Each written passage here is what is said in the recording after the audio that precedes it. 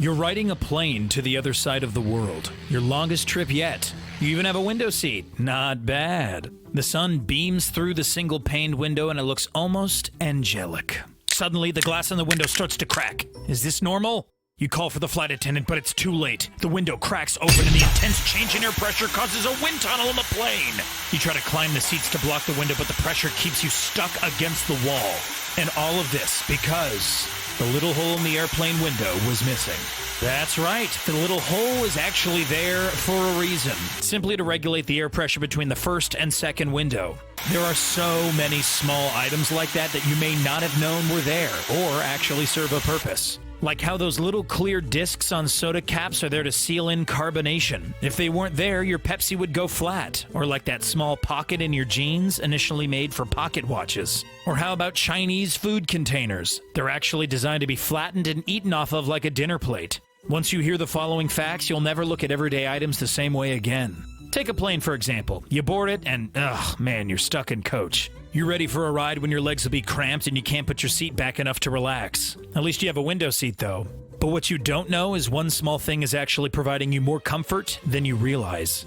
Those tiny holes on the airplane windows. Those are there to regulate air pressure when the plane cruises to a rising altitude. Because of that, your head actually doesn't explode. So you can thank that little hole for your head. Not to mention it also helps to avoid fogging up the window. If you just learned something new, give this video a thumbs up and don't forget to subscribe. Okay, let's take another scenario. You're driving your brand new car and realize you're a little low on gas. You pull into a gas station and park next to a pump, only to realize that the gas intake is on the other side. This one's an easy fix. Just take a peek at the little gas pump next to your speedometer. There should be an arrow pointing left or right, and this tells you which side the gas intake is on. Now, if only there were a way to know how all your clothes reacted to detergent before you used it. You ever wash something for the first time and it comes out faded? I know, it's a drag. But hey, what is that? Your bright new orange jumper came with a little replacement button and a small patch on the fabric. You might have thought that this fabric is supposed to be used to patch up your clothes if torn, but it's actually there to test detergent on.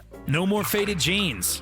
Unless faded denim is coming back in style, let me know. Speaking of trends, those winter hats with the pom-poms. Turns out the pom-poms aren't just for fashion, even though they are pretty cute.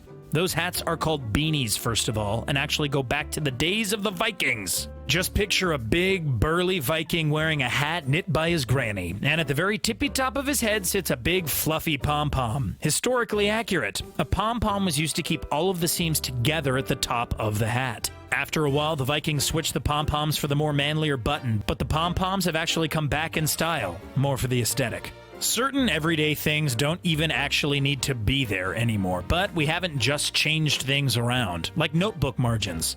A college-ruled piece of paper has an inch of extra paper on the left. All that paper is just left unused. Well, it's actually there to protect your work. Rats used to frequent homes a lot more than they do now, and one of their favorite snacks was paper. They'd nibble on the sides of pages so the margins were added as rat snacks. Talk about your pets actually eating your homework. Here's one for you wine lovers out there. Any snobby sommelier would not pass up the opportunity to tell you the reason for the indentations on the bottom of wine bottles. Sure, it helps you grip the bottle for pouring, but really the indentations are there to distribute the pressure in the bottle during the corking process. This is mostly just for bottles of sparkling wine. Some say the reason non-sparkling wine bottles have indentations was to stand them up during the glass blowing process. Now bottles are machine-made and don't actually need indentations. So if your wine connoisseur friend tells you that the bigger the indentation, the better the wine, just tell them that size actually doesn't matter. There are plenty of inventions out there intended to make your life a little bit easier or for more serious reasons. Some are outdated, some will save your life. Just look around you. Question why things are the way they are, and maybe you'll learn something cool. And now you can rest easy, knowing you won't make the mistake of parking on the wrong side of the gas pump again.